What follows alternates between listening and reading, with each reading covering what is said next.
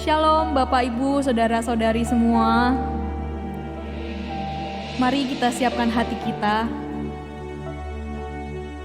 Kita naikkan pujian dengan segenap hati kita. Sebab Kau Allah yang setia dalam hidup kami. Dan untuk itu kami berterima kasih dan mengucap syukur kepadamu.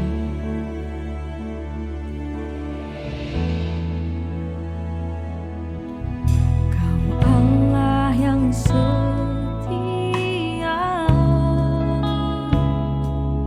menolong dalam kesesakan, sumber kekuatan di saat aku membutuhkan.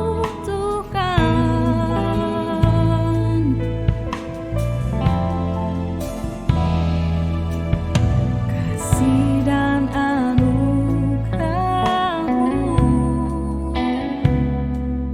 membuatku sujud berteluh. Betapa indahnya hidup dalam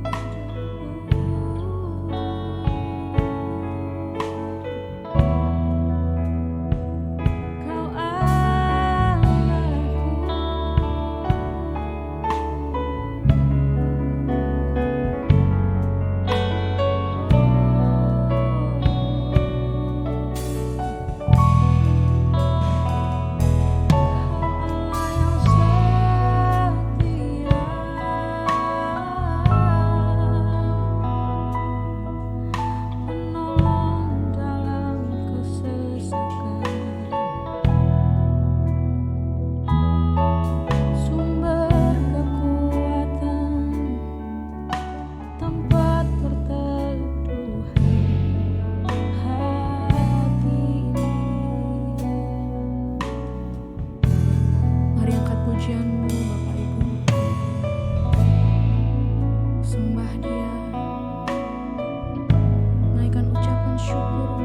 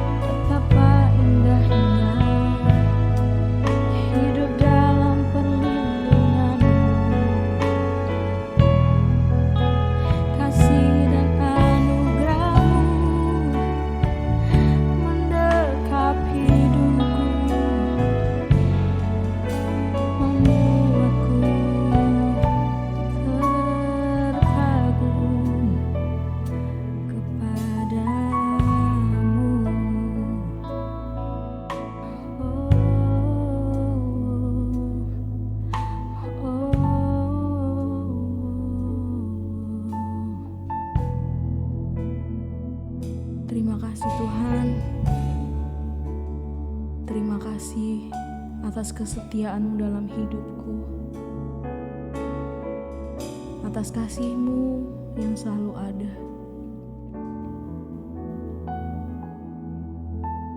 Terima kasih buat anugerah-Mu yang begitu indah, yang membuatku terkagum Bapa. Biar hanya Engkau yang menawan hati ini,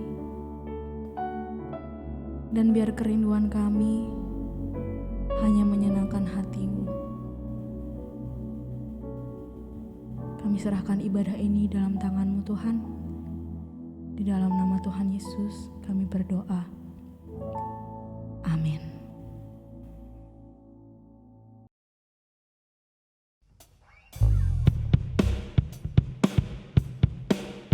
Sebab Dia baik, bahwasanya untuk selama-lamanya kasih setianya. Mari kita mengucap syukur bersama-sama. Haleluya.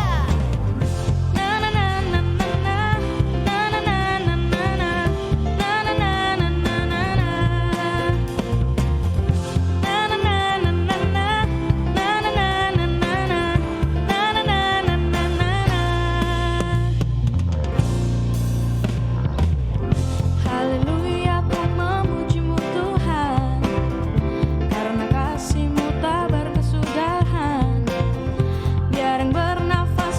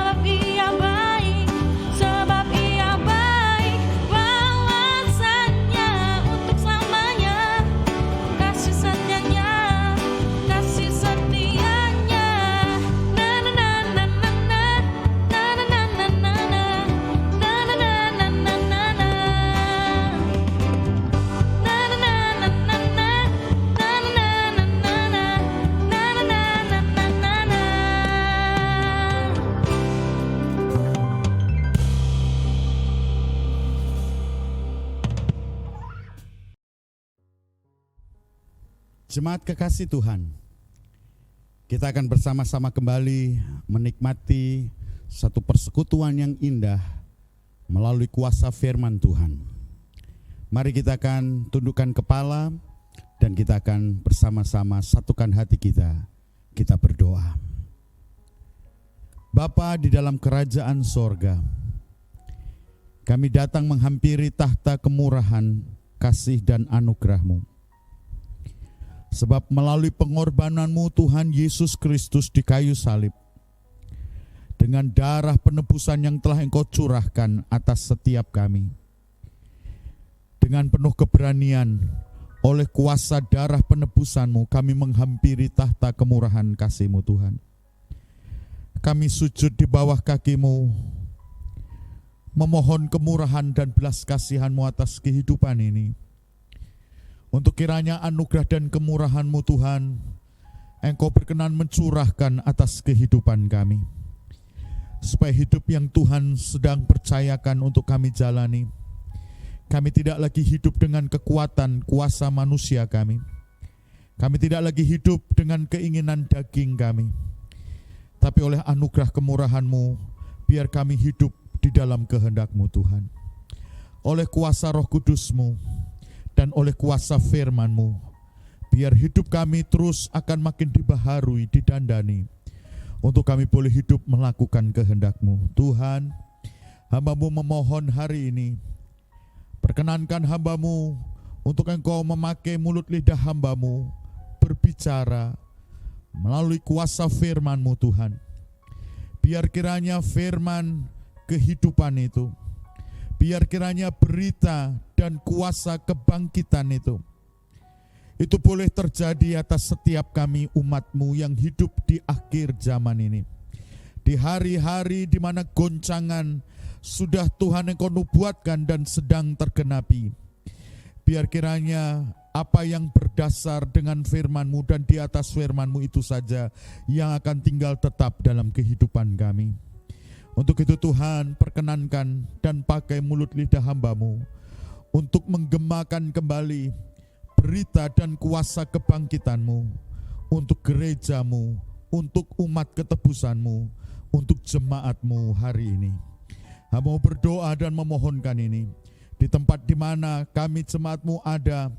Kami sedang membangun ibadah kami di dalam mezbah keluarga di rumah masing-masing. Engkau berkenan akan melawat dan memberkati setiap kami melalui kuasa firman-Mu Tuhan. Urapan yang dahsyat yang dari sorga Engkau curahkan atas kami, baik hamba-Mu, baik setiap sidang jemaat-Mu yang hari ini boleh bersama-sama menikmati satu persekutuan indah oleh dalam kuasa firman-Mu. Hamba berdoa dan mohonkan doa ini di dalam berkat nama Tuhan Yesus Kristus. Amin. Sidang jemaat Tuhan, kita bertemu kembali di dalam ibadah kita pagi hari ini. Sepanjang hari yang Tuhan sudah berkati kita, 1 minggu telah kita lalui. Pemeliharaan dan kasih Tuhan itu terbukti dalam kehidupan kita. Dan kita mau menyerahkan sepanjang hidup kita 1 minggu ke depan untuk tetap ada di dalam tangan kemurahan Tuhan. Bahkan kita boleh mengalami hidup makin kita melekat di dalam dekapan kasih Tuhan. Kekasih-kekasih Tuhan, kebenaran firman Tuhan hari ini kita mau belajar dari apa yang firman Tuhan sudah beritahukan kepada kita semuanya. Mengutip apa yang Rasul Paulus sampaikan di dalam Filipi pasal yang ketiga, ayat yang ke-10 dan ayat yang ke-11. Kalau di dalam minggu-minggu saat dimana kebangkitan Tuhan dan menjelang dia naik ke sorga, 40 hari Tuhan menyatakan kepada murid-muridnya bahwa dia hidup. Dia sudah mengalahkan kematian. Biar kiranya berita kebangkitan itu akan bergema sampai hari ini buat kita. Bahkan bukan cuma berita itu, tetapi kuasa kebangkitan itu kita boleh alami dalam kehidupan kita. Rasul Paulus mengalami kuasa kebangkitan itu sehingga gairah kehidupannya itu makin berkobar-kobar. Semangat kehidupannya itu makin menyala-nyala. Dan biar demikian juga kehidupan kita umat Tuhan di hari-hari di mana kesudahan segala sesuatu itu sudah dekat. Segala sesuatu yang ada akan lenyap dan binasa. Dan biar di saat itu, di kondisi di mana semua sedang lenyap, biar firman Tuhan akan digenapi dalam hidup kita. Di mana kehidupan ilahi Allah, kehidupan Kristus Yesus itu makin bertambah-tambah dalam kehidupan kita. Firman Tuhan berkata, yang ku kehendaki ialah mengenal Dia dan kuasa kebangkitannya. Sekali lagi, menjadi suatu kerinduan yang ada dalam kehidupan Rasul Paulus, biar ini juga ada di dalam kehidupan kita. Supaya apa yang kita kehendaki hari-hari ini tidak lain selain satu kuasa kebangkitan yang sudah Yesus kerjakan. Itu boleh kita alami dalam kehidupan kita. Dikatakan, yang ku kehendaki mengenal Dia dalam kuasa kebangkitannya dan bersekutu dalam penderitaannya, di mana aku menjadi serupa dengan Dia dalam kematiannya. Kekasih-kekasih Tuhan, ini adalah kehidupan yang Tuhan mau terjadi dalam kehidupan kita, di mana penderitaan di dalam persekutuan dengan kematian Kristus itu boleh menunggal di dalam kita. Bagaimana kita menjalani hari-hari hidup ini, semua kuasa daging, keinginan daging dalam kehidupan kita itu makin dihancurkan oleh kuasa salib. Inilah persekutuan dengan kematian Yesus yang perlu kita alami. Itu perlu terjadi dalam kehidupan kekristenan kita, di mana kita menjadi serupa dengan Dia dalam kematiannya, supaya aku akhirnya beroleh kebangkitan dari antara orang mati. Kekasih-kekasih Tuhan, kuasa kebangkitan dari antara orang mati yang sudah dikerjakan oleh Yesus, itu tidak akan pernah terjadi dalam kehidupan kita kalau kita tidak mau mengambil bagian persekutuan di dalam penderitaannya dalam kematian. Kekasih-kekasih Tuhan, oleh kuasa Roh Kudus dan kuasa firman, kita akan dimampukan untuk kita tidak lagi hidup di mana keinginan daging itu yang berkuasa. Tetapi kuasa firman dan Roh Kudus akan memampukan kita, di mana keinginan-keinginan daging itu akan dibantai di dalam kehidupan kita oleh kuasa kemenangan Kristus Yesus di kayu salib. Kuasa kebangkitannya itu akan terjadi dalam kehidupan kita waktu kita mengambil bagian persekutuan di dalam kematiannya. Oleh sebab itu, kekasih-kekasih Tuhan, bagaimana kita mau mengalami kuasa kebangkitan itu makin terjadi dalam kehidupan kita. Melalui kuasa firman Tuhanlah kita akan dimampukan dan kita akan disanggupkan. Oleh sebab itu, kekasih-kekasih Tuhan, saya ingin kita melihat ayat firman Tuhan, mengerti bagaimana Kristus Yesus yang telah bangkit dari antara orang mati, yang menyatakan diri kepada Rasul Yohanes. Waktu Yohanes dibawa di Pulau Patmos, dan oleh kuasa Roh dia boleh mengalami satu pengalaman di mana Kristus Yesus yang sudah bangkit, yang sudah naik ke sorga, yang duduk di tahta kemuliaan itu, yang hari ini dia sedang mempersiapkan satu kehidupan di mana di rumah Bapa di sorga bagi kita. Dia berjanji akan datang menjemput kita. Dan kita mau melihat bagaimana Rasul Yohanes, waktu dia melihat sebuah kenyataan Kristus Yesus di dalam kemuliaan yang ada dalam kerajaan sorga. Kita akan melihat surat Yohanes di dalam kitab Wahyu kepada 7 jemaat. Ya. Wahyu pasal yang pertama, ayat yang keempat, dari Yohanes kepada 7 jemaat yang di Asia Kecil. Kasih karunia dan damai sejahtera menyertai kamu dari Dia yang ada dan yang sudah ada dan yang akan datang, dan dari ketujuh roh yang ada di hadapan tahtanya, dan dari Yesus Kristus, saksi yang setia, yang pertama bangkit dari antara orang mati dan yang berkuasa atas raja-raja bumi ini. Bagi Dia yang mengasihi kita dan yang telah melepaskan kita dari dosa kita oleh darahnya. Ayat yang ke-6, dan yang telah membuat kita menjadi satu kerajaan, menjadi imam-imam bagi Allah Bapanya. Bagi Dialah kemuliaan dan kuasa sampai selama-lamanya. Amin. Ayat yang ke-7 dan ayat yang ke-8, lihatlah, Ia datang dengan awan-awan dan setiap mata akan melihat Dia. juga mereka yang telah menikam dia, dan semua bangsa di bumi akan meratapi dia. Ya, amin. Aku adalah Alfa dan Omega, firman Tuhan Allah, yang ada dan yang sudah ada dan yang akan datang, yang maha kuasa. Kita akan baca ayat yang ke-17 dan ayat yang ke-18. Ketika aku melihat dia, tersungkurlah aku di depan kakinya, sama seperti orang yang mati. Tetapi ia meletakkan tangan kanannya di atasku lalu berkata, jangan takut, aku adalah yang awal dan yang akhir dan yang hidup. Aku telah mati, namun lihatlah aku hidup sampai selama-lamanya, dan aku memegang segala kunci maut dan kerajaan maut. Kekasih-kekasih Tuhan, kuasa kebangkitan Yesus adalah sebuah kuasa yang Tuhan mau kita alami dalam kehidupan kita. Melalui persekutuan dengan kematiannya, kita akan mengalami kuasa kebangkitan itu akan terjadi di dalam kehidupan kita. Oleh karena itu, kekasih-kekasih Tuhan, sebagaimana ayat firman Tuhan yang sudah kita baca, bagaimana Rasul Yohanes melihat Kristus Yesus yang sudah bangkit, yang duduk di tahta kemuliaan, yang berkuasa atas segalanya.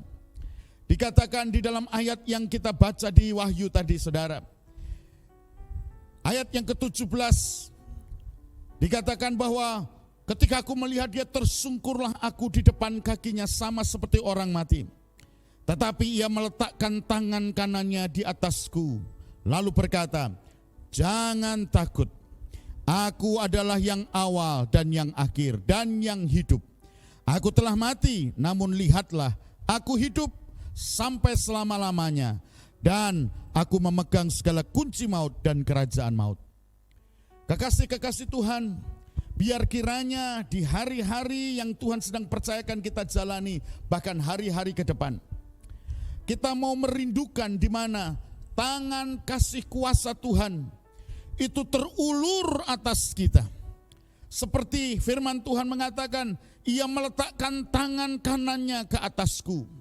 Mari kita mau mengalami dia yang sudah bangkit, kuasa kebangkitannya itu biar mengalir dalam kehidupan kita. Persekutuan kita dengan penderitaan dan kematian Yesus, biar kita akan mengalami kuasa kebangkitan itu akan mengalir dalam kehidupan kita. Saya berdoa, biar kiranya di tempat di mana kekasih-kekasih Tuhan berada hari ini, alami dan rindukan sebagaimana tangan Tuhan terulur atas Rasul Yohanes. Tangan yang berkuasa itu terulur, tangan kanannya terulur menjamah. Biar demikian juga terjadi atas setiap kita. Kita memerlukan tangan kuasanya itu menjamah kita, supaya melalui tangan kuasanya itu aliran kuasa kehidupan itu terjadi atas kehidupan kita. Kekasih-kekasih Tuhan, waktu tangan kanannya terulur dan diletakkan atas kehidupan Rasul Yohanes, ia berfirman, jangan takut. Sekali lagi firmannya berkata, jangan takut. Biar kiranya kuasa firman itu kita alami. Kekasih-kekasih Tuhan, kita perlu kekuatan yang datang dari Tuhan. Kekuatan itu yang akan memampukan kita menghadapi segala kesukaran. Firman Tuhan berkata, jangan takut. Kita perlu kuasa kebangkitan itu. Karena kuasa kebangkitan itu yang akan memampukan kita untuk kita bisa melewati kegelapan apapun yang sedang menghadang kehidupan kita. Sebab kita percaya bahwa bukan kegelapan itu yang berkuasa, tetapi Tuhan yang berkuasa atas segalanya. Dan kegelapan yang Tuhan izinkan kita lewati adalah sebuah bagian penting untuk kita akan mengalami sebuah kehidupan babak baru, sebuah dimensi yang baru di dalam iman kita. Di mana waktu terang itu akan terbit dan bercahaya, tidak ada lagi perbuatan kegelapan yang akan tetap tinggal dalam kehidupan kita. Tidak lagi ada kepalsuan-kepalsuan di dalam pengiringan kita kepada Tuhan. Tidak ada lagi kualitas-kualitas imitasi. Yang ada adalah sebuah kualitas yang ilahi, itu ada di dalam iman kita, di dalam pengiringan kita kepada Yesus Kristus. Oleh sebab itu saudara kekasih dalam Tuhan, kita perlu kuasa kebangkitannya itu terjadi dalam kehidupan kita. Oh, dia berkata jangan takut. Sekali lagi demi kemurahan Tuhan, biar dimanapun kita berada, kita akan mengalami kuasa firman itu. Jangan takut, sebab Dia yang sudah bangkit, Dia yang bertahta dalam kerajaan sorga. Dia mengulurkan tangan kemurahannya atas kehidupan kita, supaya setiap kita akan mengalami kuasa itu. Kekasih-kekasih Tuhan, Ia berkata, jangan takut, sebab aku adalah yang awal dan yang akhir dan yang hidup. Aku telah mati, namun lihatlah, aku hidup. Inilah kuasa kebangkitan. Kristus Yesus bukan saja telah bangkit, tetapi kuasa kebangkitannya, Ia mau itu terjadi dalam kehidupan kita. Dengan kuasa kebangkitan itu, saudara, kita akan sanggup mengatasi segala tantangan, masalah, persoalan dalam kehidupan kita. Apapun tantangan masalah dalam kehidupan kita, itu justru akan membuat kita makin hidup bergantung kepada Tuhan. Kita makin mengandalkan Tuhan dalam kehidupan kita. Kesukaran itu memurnikan kita. Kesukaran itu akan membawa kita makin melekat kepada Dia. Kesukaran itu akan membawa kita oleh kuasa Roh Kudus-Nya, kita akan terbang tinggi dengan sayap burung Raja Wali itu, saudara. Ini yang Tuhan mau terjadi dalam kehidupan kita. Kekasih-kekasih Tuhan, dikatakan aku yang hidup sampai selama-lamanya, dan aku memegang segala kunci maut dan kerajaan maut. Di tangan Tuhan Yesus Kristus yang sudah bangkit, di tangannya segala kuasa, baik yang di sorga, di bumi dan di bawah bumi. Dan Dia menekankan kepada kita, aku memegang segala kunci maut dan kerajaan maut. Kekasih-kekasih Tuhan, di dalam Matius dikatakan kepada kita bahwa di atas pengakuan Kristus Yesus yang adalah Mesias, Yesus Kristus berkata, aku akan mendirikan jemaatku dan alam maut tidak akan berkuasa atas kehidupannya. Ini perlu terjadi dalam kehidupan kita, di mana kita hidup dengan kuasa kebangkitan Kristus, sehingga alam maut itu benar-benar tidak berkuasa atas kehidupan kita. Untuk itu kekasih-kekasih Tuhan, mari dalam kehidupan yang Tuhan masih percayakan kita jalani ke depan. Kalau Tuhan masih izinkan hari-hari ini kita masih harus melalui kondisi, keadaan, kita masih belum bisa dipertemukan dalam satu ibadah di dalam rumah Tuhan. Tetapi kekasih-kekasih Tuhan, kita percaya, kita sudah belajar dari hari-hari yang terdahulu, bahwa Tuhan izinkan untuk kita membangun sebuah ibadah yang sesungguhnya, di mana kita mempersembahkan hidup kita di mezbah Tuhan. Kita membangun satu persekutuan di dalam lembaga yang Tuhan tetapkan di rumah tangga kita. Kita membangun altar-altar di rumah tangga kita. Dan Tuhan izinkan supaya apa? Supaya setiap pribadi kita, hidup rumah tangga kita, keluarga kita, kita benar-benar memastikan diri kita ada di dalam yang namanya meterai darah penebusan anak domba Allah. Dan kekasih-kekasih Tuhan, kalau waktu ini nanti akan berlalu, Tuhan izinkan untuk kita kembali ada dalam satu persekutuan ibadah. Rindukan sebuah ibadah yang jauh lebih berkuasa. Itu akan kita alami dan kita akan kerjakan. Untuk itu kekasih-kekasih Tuhan, ibadah yang penuh dengan kuasa adalah ibadah di mana setiap pribadi kita mengalami kuasa kebangkitan Kristus Yesus Tuhan. Kuasa kebangkitan Kristus Yesus Tuhan itu akan menolong kita untuk kita tidak lagi hidup dengan gaya hidup dosa kita. Rasul Petrus menuliskan, kamu telah ditebus dari cara hidupmu yang sia-sia. Kita perlu belajar untuk hari-hari ini mengizinkan kondisi yang memaksa kita, kita tidak bisa berbuat banyak hal. Kita tidak bisa melakukan apa yang kita inginkan, semuanya serba dibatasi. Saudara, ada kemungkinan kondisi seperti ini membuat yang namanya manusia kita itu nekat. Kita keluar dari batas-batas itu. Kita melakukan apa yang dilarang. Kita mendengar ada begitu banyak kisah hari ini, bagaimana kondisi masyarakat hari ini mencoba untuk mereka mengekspresikan kebosanan mereka, ketidakrelaan mereka untuk hidup mereka yang serba dibatasi. Mereka ingin melakukan segala sesuatu, bahkan untuk sesuatu yang mereka pikir itu penting di dalam hal yang namanya ibadah. Ya, kekasih-kekasih Tuhan, lebih daripada ibadah ritual yang kita kerjakan, Tuhan mau sebenarnya ibadah yang sejati yang dari kedalaman hati kita. Bagaimana ibadah kita di masing-masing rumah tangga kita. Kita membangun sebuah kemurnian hati kita kepada Dia. Kita membangun sebuah hubungan intim pribadi kita kepada Dia. Dengan kita mengabaikan, dengan kita menanggalkan sebuah ibadah yang selama ini bersama-sama begitu banyak orang kita bisa berhimpun, kita bisa bersekutu. Tuhan mau untuk sementara waktu itu kita tanggalkan, karena Tuhan mau kita utamakan sebuah ibadah yang pribadi. Kondisi ini saudara akan membawa kita ada di satu titik di mana kita akan bosan.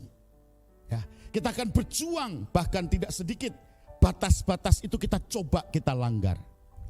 Nah, inilah sebuah kondisi manusia daging kita. Tapi demi kemurahan Tuhan, kekasih-kekasih Tuhan, mari justru pada saat di mana daging kita ingin keluar dari batasan itu, mari kita mau merelakan apa yang menjadi kehendak Tuhan, di mana keinginan daging kita ditanggalkan. Untuk sementara waktu kita memaksa, kita melatih diri kita untuk kita melakukan apa yang kita tidak suka, apa yang kita tidak mau. Kita bertahan tinggal di rumah saja. Kita ada di dalam sebuah kondisi yang mungkin membatasi kita. Tapi dalam keterbatasan itu tidak ada yang bisa membatasi untuk kita berpribadi kepada Tuhan. Gunakan waktumu hari-hari ini di dalam kejemuan, di dalam kebosanan untuk segala sesuatu yang tidak bisa kau lakukan. Tapi jangan itu membatasi manusia rohmu untuk berseru kepada Tuhan, untuk mendekat kepada Tuhan.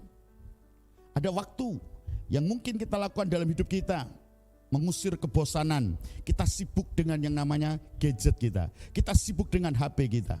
Ya, saya memperhatikan ada begitu banyak hari ini untuk menghindar kebosanan, menghabiskan waktu itu dengan yang namanya HP. Oh, harinya seperti habis membaca berita, cari berita, banyak hal. Saudara, itu tidak salah.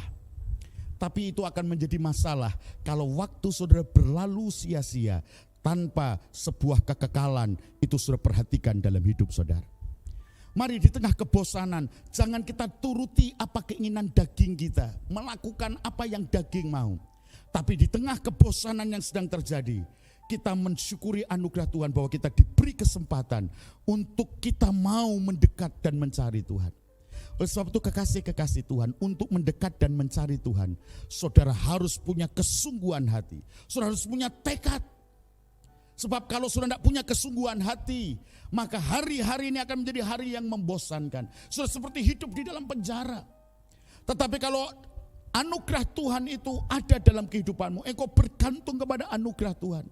Kebosanan itu tidak bisa menghalangi engkau untuk engkau membangun sebuah keintiman dengan Tuhan. Engkau membangun hal-hal yang rohani dalam hidup. Untuk itu kekasih-kekasih Tuhan, kalau Tuhan masih izinkan 1 minggu kita akan jalani ke depan, mari kita mau berkomitmen dengan Tuhan. Mari kita mau mengambil sebuah ketetapan hati untuk 1 minggu ke depan waktu kalau Tuhan masih izinkan. Mari kita mau belajar untuk supaya kehidupan kita itu makin mendekat kepada Tuhan.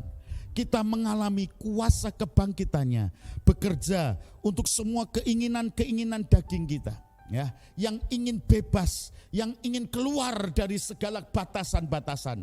Saudara, mari kita mau merelakan, karena bukan untuk waktu selama-lamanya.